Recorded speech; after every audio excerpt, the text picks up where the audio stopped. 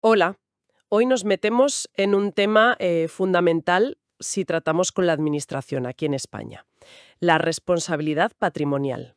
Efectivamente. Un tema denso pero crucial. Vamos a ver cuándo el Estado o, bueno, una comunidad autónoma, un ayuntamiento, tienen que, digamos, sacar la cartera. Exacto. Y compensar a un particular por un daño. Tenemos las leyes clave aquí delante. La idea es entender bien las reglas del juego.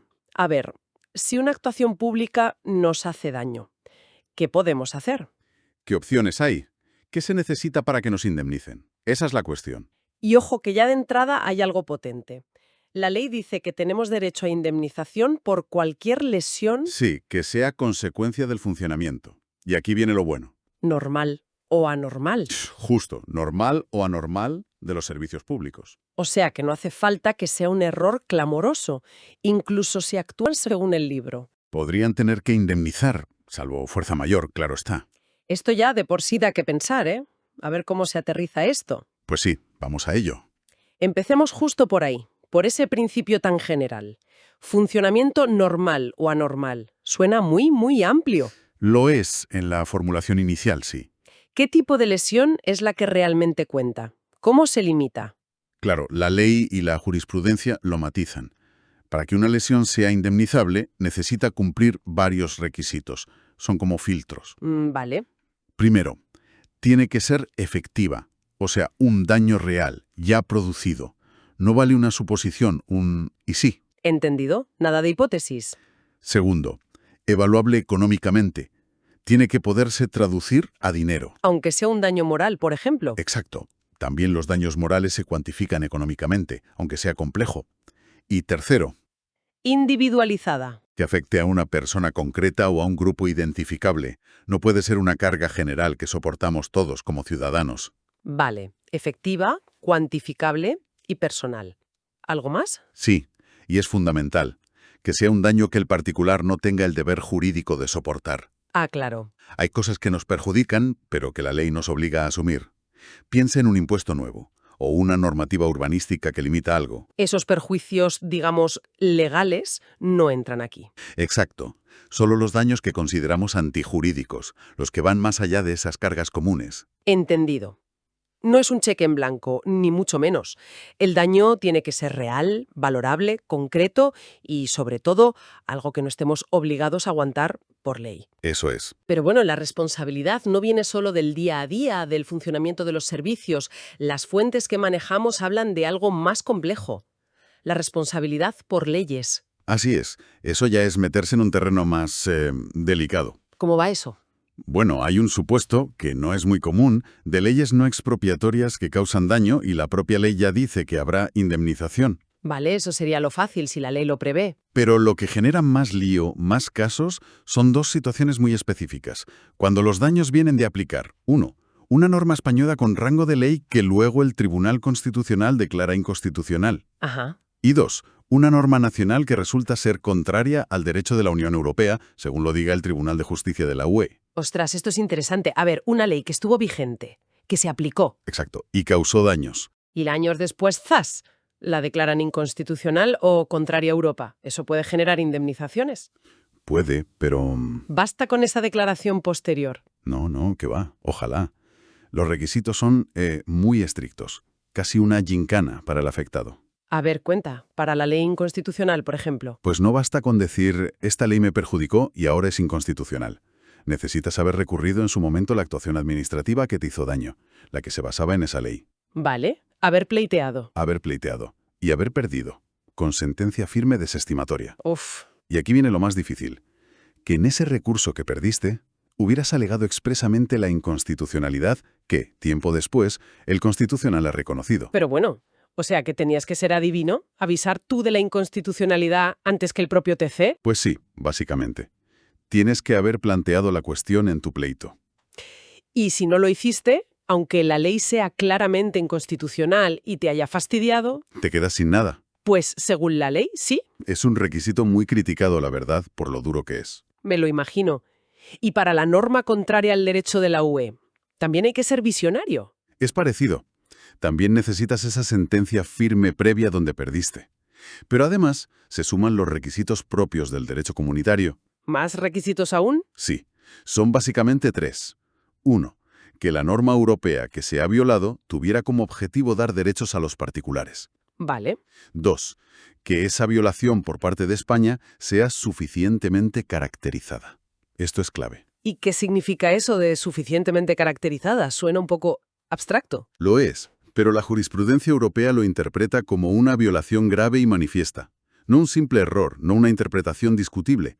Tiene que ser un incumplimiento claro, una dejación evidente de las obligaciones europeas. Entiendo. Algo bastante flagrante. Exacto. Y el tercer requisito comunitario, una relación de causalidad directa. Que se vea claro que el daño viene directamente de ese incumplimiento del derecho de la UE. Vale. Causa-efecto directa. Eso es. Y un detalle importante para los dos casos, inconstitucionalidad y contrariedad a la UE. La sentencia que lo declara, la del TC o la del TJV, normalmente empieza a tener efectos desde que se publica en el boletín oficial, en el BOE o en el DOBOE. Salvo que la propia sentencia diga otra cosa, claro. Claro, siempre puede haber excepciones en la propia sentencia. Queda claro que esto de reclamar por leyes a posteriores es un camino complicado como poco. Muy complicado. Oye, ¿y hay otros campos donde esta responsabilidad patrimonial tenga reglas especiales? Veo por aquí apuntes sobre justicia y contratos. Sí, correcto. El marco general es el de las leyes 39 y 40 de 2015. Pero luego hay regulaciones sectoriales. La responsabilidad por cómo funciona la administración de justicia. Errores de jueces, retrasos brutales. Exacto. Errores judiciales, dilaciones indebidas. Eso tiene su propia regulación en la Ley Orgánica del Poder Judicial, la LOP-J, con sus propios plazos y procedimientos específicos. Vale, va por otro lado. Y hay un caso curioso que mencionas. Si es el propio Tribunal Constitucional el que ve que ha habido un funcionamiento anormal al tramitar un recurso de amparo o una cuestión de inconstitucionalidad. ¿El propio TC? Sí, sí. En ese caso, la indemnización la fija directamente el Consejo de Ministros. El Ministerio de Justicia lo tramita y se oye al Consejo de Estado. Es una vía muy particular. Muy interesante, sí. Y en los contratos públicos, si hacen una obra y le causan daños a un vecino, por ejemplo. Ahí depende un poco de la causa del daño. Si el daño a un tercero viene directamente de una orden que ha dado la Administración que contrata la obra, Tira por aquí, aunque esté mal. o si el daño viene de vicios o defectos del proyecto que hizo la propia Administración. Que el proyecto estaba mal diseñado. Exacto. En esos casos sí se aplica el régimen general de responsabilidad patrimonial que estamos viendo. Se tramita como un caso más de daño por funcionamiento administrativo. Aunque la ley de contratos pueda decir alguna cosilla específica. Eso es, puede haber matices en la ley de contratos. Ahora, si el daño viene de otra cosa, como que la empresa constructora lo hizo mal por su cuenta, Ahí ya sería otro cantar. Quizás ir contra la empresa. probablemente. Las reglas podrían ser distintas. Vale. Pongamos que tenemos un caso claro, un daño que cumple los requisitos que dijiste antes, efectivo, valuable, individualizado, antijurídico. Decidimos reclamar. ¿Cómo se empieza? Pues hay dos vías. Puede iniciarse de oficio, que la propia administración diga, uy, aquí hemos causado un daño, vamos a ver. Poco frecuente, me imagino. Bastante menos frecuente que la segunda vía, a instancia del interesado. O sea, presentas tú una reclamación formal. ¿Y quién resuelve? ¿A quién se la presento? Depende del nivel. Si es la administración del Estado, resuelve el ministro correspondiente. O incluso el Consejo de Ministros si una ley específica lo indica. ¿Y en una comunidad autónoma o un ayuntamiento? Pues los órganos competentes que digan sus propias normas de organización. Lo importante es que la resolución que dicten pone fin a la vía administrativa. Es decir, que si no estás de acuerdo, el siguiente paso ya son los tribunales. Exacto, la vía contencioso-administrativa. Y si presentan la reclamación y no dicen nada, pasa el tiempo y ¡pum! Silencio. ¿Significa que me dan la razón? No, cuidado, todo lo contrario. Aquí rige el silencio negativo. O sea que si callan, Si pasa el plazo legal para resolver, que normalmente son 6 meses, y no hay respuesta, se entiende que te han dicho que no, que tu reclamación está desestimada. vaya. ¿Y entonces qué haces? Pues puedes recurrir esa desestimación presunta, ya sea en vía administrativa, si cabe algún recurso, o directamente a los tribunales. Hay que estar muy pendiente de los plazos entonces. Y hablando de plazos, hay que correr mucho para reclamar. Pues sí, bastante. El plazo para presentar la reclamación es de 1 año. ¿Solo un año? 1 año. Y prescribe, o sea, si te pasas, pierdes el derecho. ¿Un año desde cuándo exactamente? Porque a veces el daño no se ve al instante, una filtración que tarda en salir. Buena pregunta. La regla general es un año desde que se produjo el hecho o el acto que causa el daño. Vale. Pero, como dices, si el daño no es instantáneo, si sus efectos aparecen más tarde, el plazo empieza a contar desde que esos efectos lesivos se manifiestan. Ah, bien. Y hay una regla especial muy importante para daños a las personas, físicos o psíquicos. Sí. Ahí el año no empieza a contar hasta la curación completa. O, si quedan secuelas, hasta que se sepa bien el alcance de esas secuelas, con el informe médico definitivo. Ah, pues eso da un respiro importante en casos de lesiones, claro. Sí, porque a veces la evolución lleva tiempo. Pero aún así, un año es un plazo que obliga a estar, como decías, muy atento. A ponerse las pilas. Desde luego. Oye, ¿y qué pasa si el lío lo han montado varias administraciones a la vez? Pienso, no sé, un convenio entre un ministerio y una comunidad autónoma para algo. Y sale mal. Ajá. ¿A quién le pido cuentas? ¿A las dos? ¿A una? Ahí entra lo que se llama la responsabilidad concurrente. Y la ley aquí protege bastante al ciudadano. ¿Ah, sí? Sí. Si el daño viene de una actuación conjunta, que está formalizada, un convenio, un consorcio, algo así, las administraciones implicadas responden solidariamente. Solidariamente, ¿qué significa eso en la práctica? Significa que tú, como perjudicado, puedes reclamar el total, el 100% de la indemnización a cualquiera de ellas, a la que te sea más fácil o a la que creas que tiene más solvencia. ¡Anda! O sea, no tengo que andar dividiendo ni peleándome con varias a la vez. Exacto. Le reclamas todo a una, y luego la que pague ya se apañará internamente con las otras para ver cómo reparten ese coste entre ellas. Eso sí que es una ayuda para el particular. Desde luego, lo que diga el convenio o los estatutos sobre el reparto interno es problema de ellas, no tuyo. ¿Y si no hay un acuerdo formal, pero resulta que varias metieron la pata y contribuyeron al daño? Buena pregunta. Si no es una actuación conjunta formal, la cosa se intenta primero complicar un poco. Se trata de ver qué parte de culpa tuvo cada una. ¿Cómo? Pues mirando sus competencias, qué interés público gestionaba cada una, cómo de importante fue su intervención en causar el daño, se intenta individualizar. Ya veo. Intentar asignar porcentajes. Pero si hacer ese reparto es imposible o muy difícil, ¿qué puede pasar? Entonces, La responsabilidad vuelve a ser solidaria. Al final el ciudadano sigue estando protegido.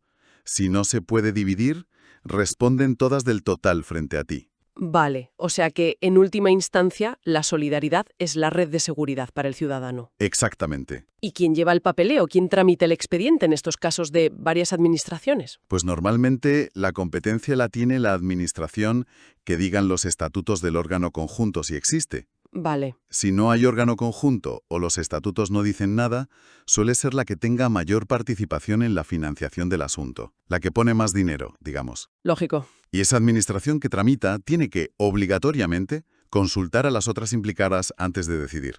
Les da un plazo, normalmente 15 días, para que presenten sus alegaciones, para que digan la suya. Entendido.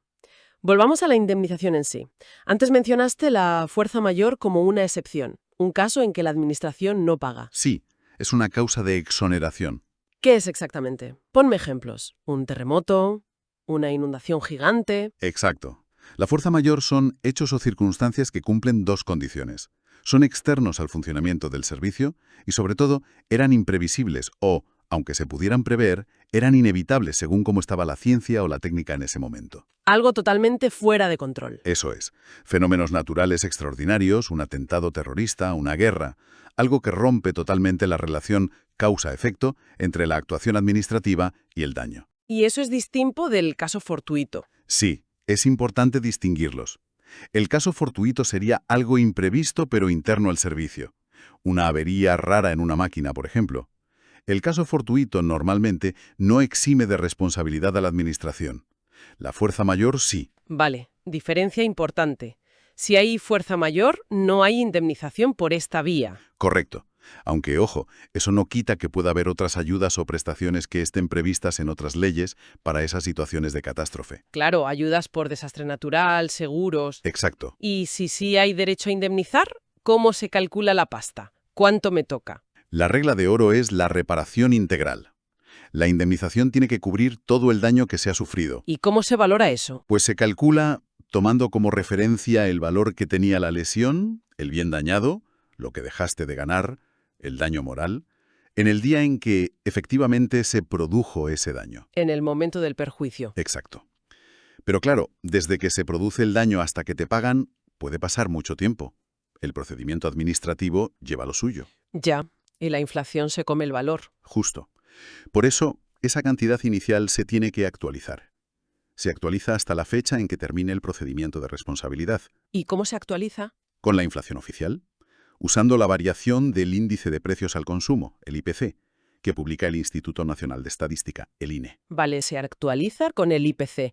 ¿Y si después de que te digan cuánto es, tardan en pagarte? Pues además de la actualización, se suman los intereses de demora por el retraso en el pago, desde que la resolución es firme hasta que efectivamente que pagan. Bien, bien. Oye, una cosa que me llamó la atención al preparar esto.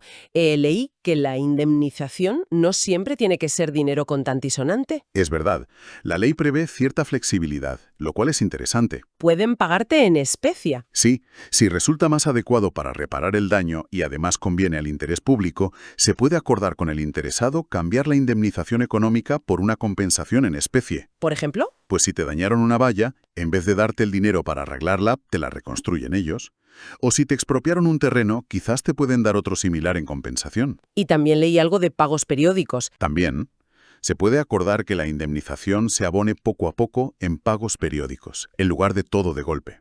¿Y esto quién lo decide? ¿Te lo pueden imponer? No. La clave aquí es que tiene que haber acuerdo con el perjudicado. Si tú prefieres el dinero, no te ponen a obligar a aceptar la reparación en especie o los pagos periódicos. Pero si a ambas partes les parece mejor solución, se puede hacer. Esa flexibilidad me parece un punto interesante, la verdad. Sí, puede ser útil en ciertos casos. Bueno, creo que hemos cubierto bien la responsabilidad de la administración como ente. Pero, claro, las administraciones son personas, funcionarios, autoridades. Ujú. ¿Qué pasa con ellos? Si es un funcionario concreto el que mete la pata gravemente y me causa un daño, ¿puedo ir directamente contra él a pedirle la indemnización? La respuesta aquí es muy clara y protege al ciudadano. No. La reclamación de indemnización se dirige siempre y únicamente contra la administración pública para la que trabaja esa persona. El ministerio, la comunidad, el ayuntamiento. Es la administración la que da la cara y paga al perjudicado. Vale, yo siempre contra la administración. Simplifica las cosas. Mucho. Pero entonces, ¿el funcionario que lo hizo mal se va de rositas? ¿No le pasa nada? No necesariamente.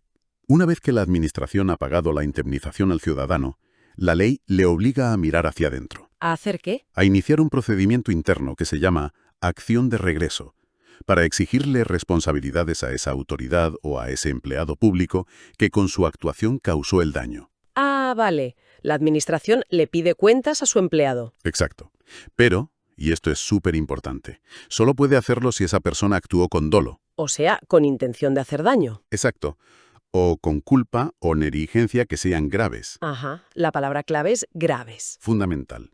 No vale un simple error, un despiste, una negligencia leve fruto del trabajo diario y la complejidad de las tareas. Tiene que ser algo más serio. ¿Y qué se considera grave? ¿Está definido? Pues ahí está uno de los puntos de debate. La ley no lo define con precisión. Depende mucho del caso concreto, de las circunstancias. Pero la idea es que tiene que ser una falta de diligencia muy significativa, inexcusable. Entiendo. Es un umbral alto, entonces. Sí, es un umbral alto.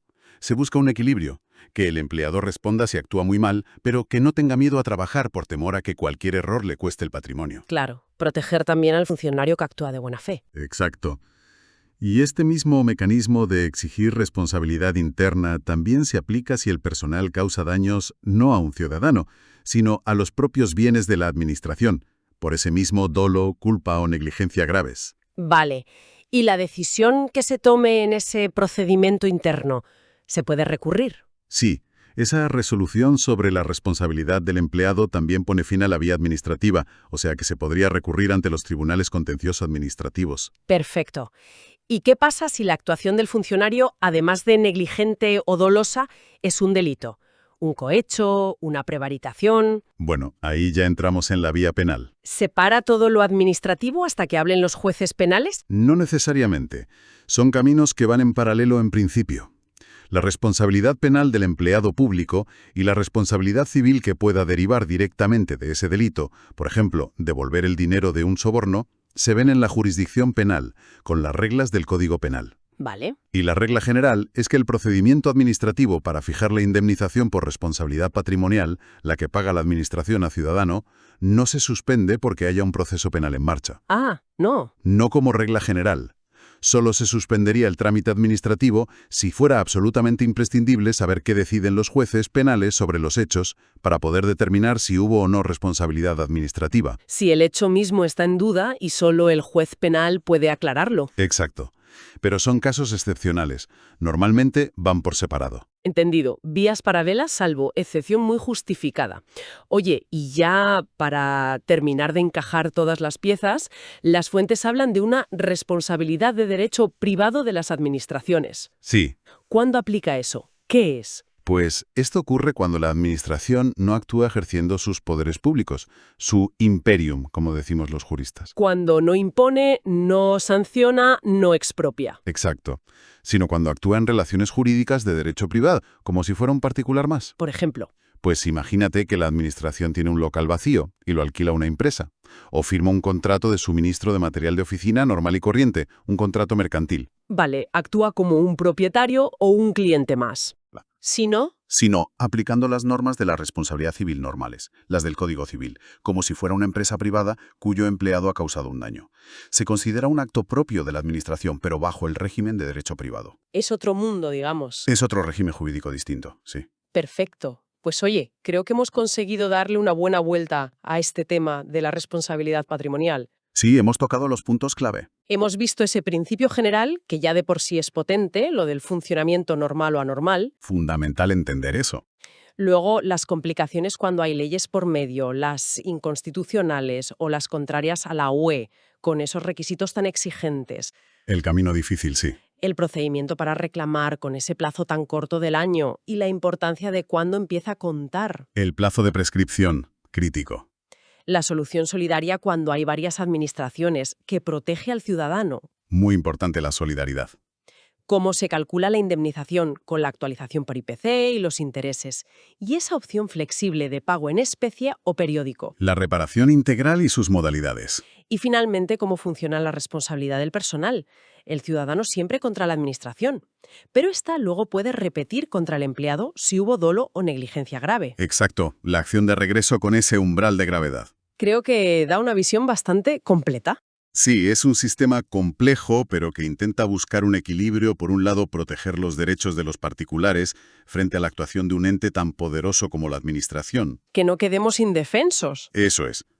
Pero, por otro lado, establecer unos cauces, unos límites, unos requisitos claros para que esa responsabilidad sea exigible y no se convierta en algo inmanejable para la propia administración. Un equilibrio delicado. Muy delicado. Y fíjate, justo eso último que comentábamos nos deja una reflexión final, ¿no? A ver, La administración solo puede recuperar lo pagado del funcionario si hubo dolo o negligencia graves. Está bien puesto ese listón de la gravedad. es la gran pregunta, claro. ¿Protege suficientemente el dinero de todos, el interés público, frente a errores que pueden ser muy costosos, aunque no lleguen a ser graves?